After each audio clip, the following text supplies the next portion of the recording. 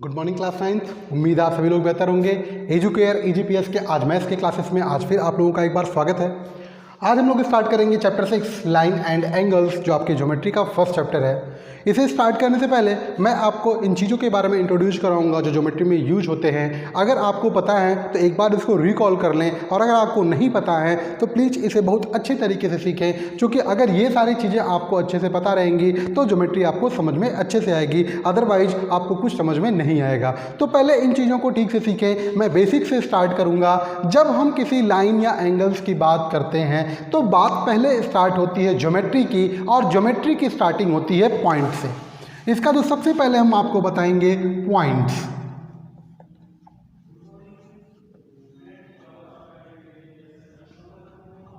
किसी भी प्लेन पर किसी पर्टिकुलर चीज को, किसी भी प्लेन में किसी पर्टिकुलर चीज को आइडेंटिफाई करने के लिए या इंडिकेट करने के लिए हम यूज करते हैं किसका?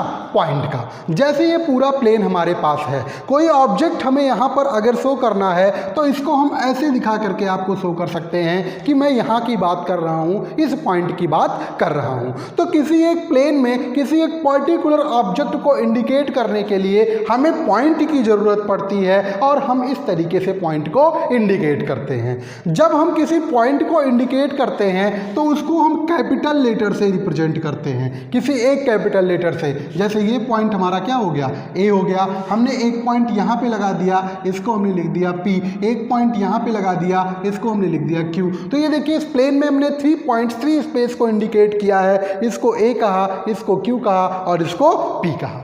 जब हम पॉइंट की बात करते हैं तो पॉइंट आपका लेंथलेस, ब्रीथलेस और हाइटलेस होता है। मतलब पॉइंट की ना कोई लेंथ होती है, ना कोई ब्रीथ होती है, ना कोई हाइट होती है। ये आपके ज्योमेट्री का बेस होता है। फिर हम जब बात करेंगे, इसके आगे बढ़ेंगे, तो जो दूसरा कॉन्सेप्ट हमारा आता है वो होता है line segment. Line segment, line segment क्या होते हैं? सपोज दैट एक प्लेन में आपके 2 पॉइंट्स हैं। एक पॉइंट मेरा ये है A और एक पॉइंट ये है मेरा B।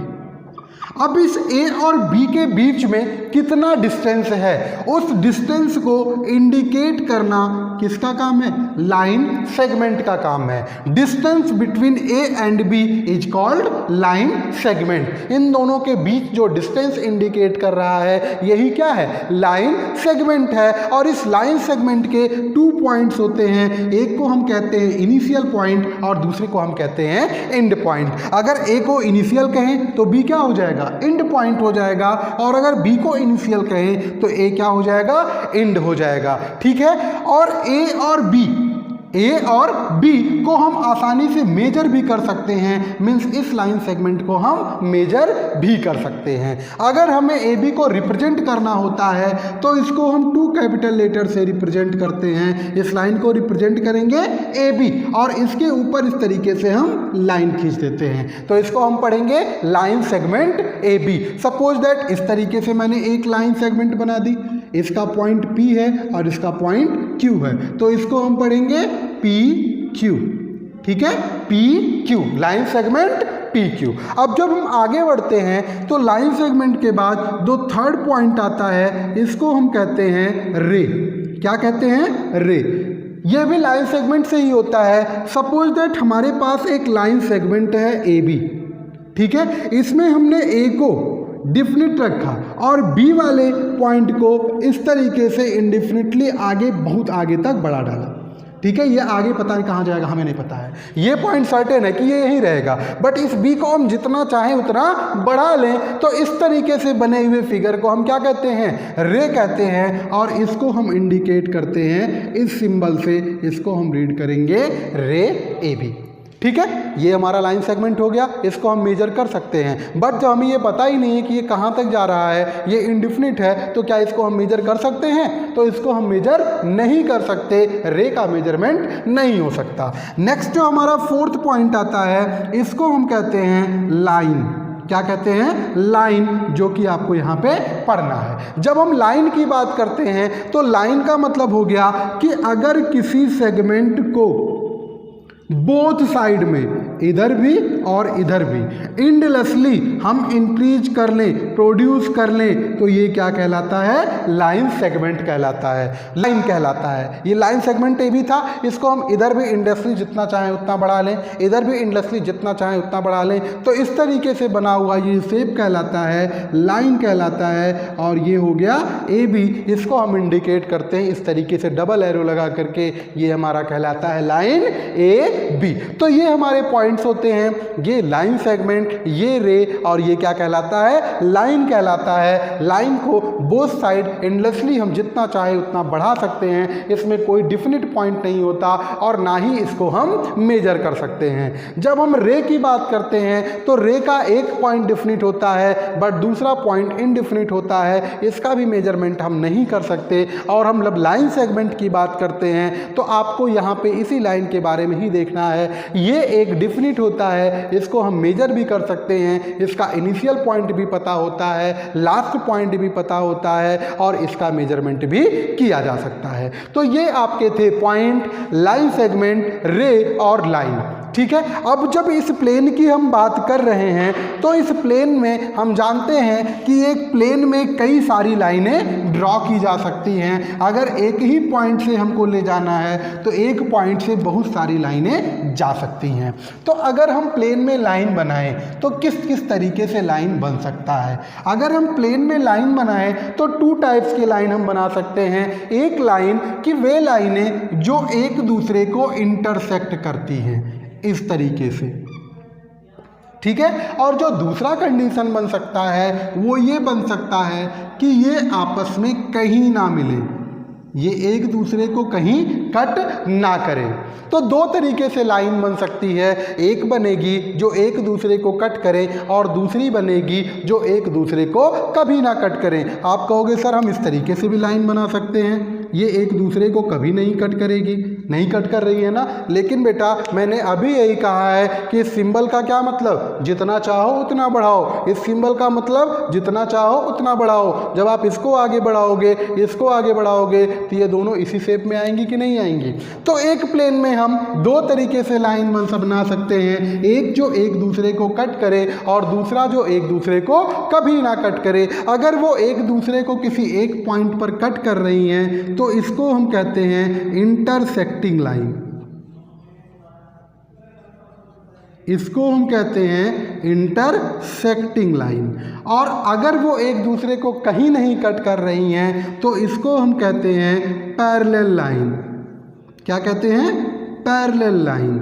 ठीक है, अगर एक दूसरे को कट कर रही हैं तो हम इसको कहते हैं इंटरसेक्टिंग लाइन, और अगर एक दूसरे को कहीं नहीं कट कर रही हैं तो इसको हम कहते हैं पैरेलल लाइन। जब इंटरसेक्टिंग लाइन की बात होती है तो इंटरसेक्टिंग लाइन में एक ऐसा पॉइंट होता है जो कॉमन पॉइंट होता है, वो इस लाइन पर भी होगा और इस लाइन पर होगा। इसको हम कहते हैं इंटरसेक्टिंग पॉइंट।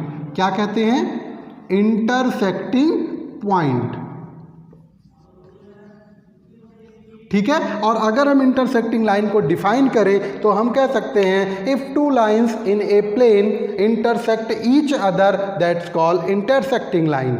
ठीक है, ये टू हो सकती हैं, मोर देन टू भी हो सकती हैं। जब हम पैरेलल लाइन की बात करते हैं तो अगर हम इसको डिफाइन करें तो इसके हम कह सकते हैं if two lines do not intersect each other are called parallel line. जब हम कोई भी दो या more than two parallel line draw करते हैं तो इनके बीच का जो डिस्टेंस होता है वो ईच पॉइंट पर क्या होता है? इक्वल होता है। किसी भी पॉइंट पे इसको हम मेजर करें तो इनके बीच का जो डिस्टेंस होगा वो क्या होगा? इक्वल होगा, और इक्वल डिस्टेंस के कारण ही ये आपस में कभी एक दूसरे को कट नहीं करती, और इन लाइन की सीरीज को हम कहते हैं पैरेलल लाइन। तो अब तक हम लोगों ने देखा पॉइंट, लाइन सेगमेंट, लाइन, रे और इंटरसेक्टिंग लाइन और पैरेलल लाइन। हम एक इंटरसेक्टिंग लाइन का पेयर बनाते हैं। सपोज दैट ये एक इंटरसेक्टिंग लाइन है ना। इस इंटरसेक्टिंग लाइन पर इस इंटरसेक्टिंग पॉइंट के इस पार्ट को हम इस तरीके से इरेज कर देते हैं। ठीक है, तो ये हमें फिगर इस तरीके से मिल गया। मतलब एक ये शेप और एक ये शेप। चूंकि हमने इसके एक पॉइंट को डिफिनिट कर दिया, सर्टेन कर दिया, इसका मतलब ये भी क्या हो गया, एक रे हो गया, और ये भी क्या हो गया, एक रे हो गया ना। क्योंकि रे का एक पॉइंट डिफिनिट होता है, दूसरा पॉइंट इनडिफिनिट होता है। मीन्स जब टू रे जो किसी एक ही पॉइंट से स्टार्ट हो रहे हैं, इनकी स्टार्टिंग पॉइंट क्या है, सेम है, तो इनके बिटवीन एक गैप बन रहा है ना, इनके बिटवीन एक गैप बन रहा है, और इनके बिटवीन जो गैप बन रहा है इसको हम कहते हैं एंगल। क्या कहते हैं, angle. If two rays starting from any point या starting from one point, then distance between both rays are called angle. ठीक है, और ये दो रे जो है वो क्या कहलाते हैं, ये कहलाते हैं आर्म्स ऑफ द एंगल। क्या कहलाते हैं, आर्म्स ऑफ द एंगल। ये आपका फर्स्ट आर्म और ये आपका सेकंड आर्म, और इसका जो पॉइंट होता है जहां से ये स्टार्ट हो रहे हैं, इसको हम कहते हैं वर्टेक्स। क्या कहते हैं, वर्टेक्स कहते हैं।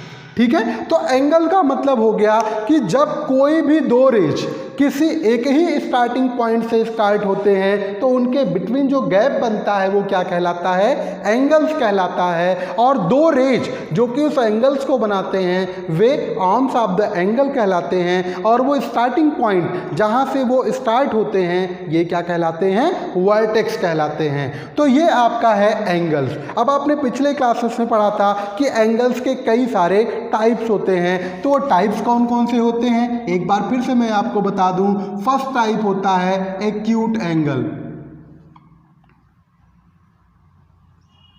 सेकंड टाइप होता है राइट एंगल,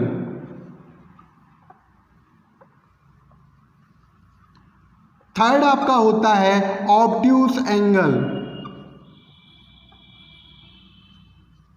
फोर्थ आपका होता है स्ट्रेट एंगल,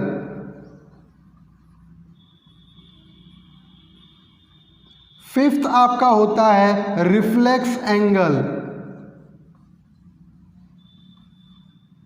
सिक्स आपका होता है कंप्लीट एंगल।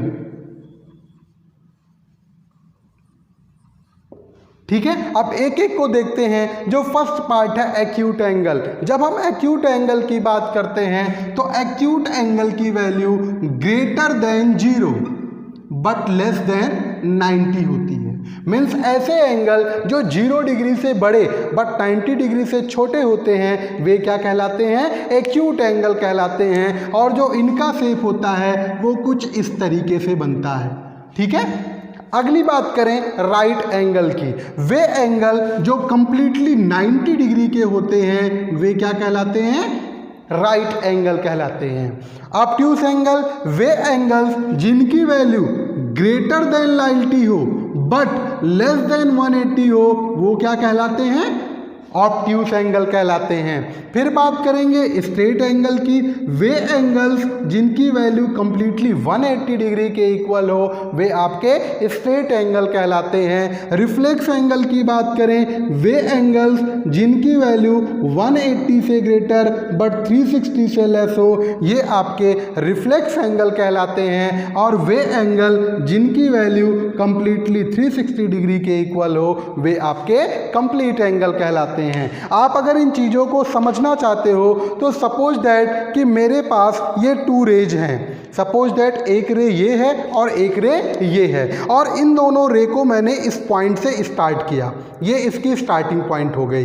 तो ये अभी एक दूसरे पर हैं, यहाँ से हमने इसको उठाना स्टार्ट किया। ठीक है, तो ये यहाँ से लेकर के इसके बिटवीन जितना भी एंगल्स बनेगा ये क्या कहलाएगा, एक्यूट एंगल। और जब ये कंप्लीटली एक दूसरे पर स्ट्रेट इस तरीके से हो जाएंगे तो ये क्या बन जाएगा, राइट एंगल मीन्स 90 डिग्री का एंगल। अब यहाँ से आगे बढ़ना शुरू किया। ठीक है, अब यहाँ से लेकर के यहाँ तक के बिटवीन जो एंगल बना ये क्या कहलाया, ऑब्ट्यूस एंगल। और जब दूसरे एक दूसरे के अपोजिट हो गए तो क्या बन गया, स्ट्रेट एंगल। फिर यहाँ से घूमना शुरू किया, ये यहाँ से लेकर के इसके बीच में जितना एंगल बना ये सब क्या हुए, रिफ्लेक्स। और जब ये इसके ऊपर आ गया, इस अपने पूरा इसको कंप्लीट कर लिया तो ये क्या बना, कंप्लीट एंगल। तो इस तरीके से आपके एक्यूट एंगल जो 0 और 90 के बीच में होते हैं वे एक्यूट कहलाते हैं। कंप्लीटली 90 डिग्री का एंगल राइट एंगल कहलाता है। 90 से बड़े और 180 के बीच के जो एंगल होते हैं ऑब्ट्यूज कहलाते हैं। फिर 180 डिग्री का जो कंप्लीट एंगल होता है वो स्ट्रेट एंगल कहलाता है। 180 से बड़ा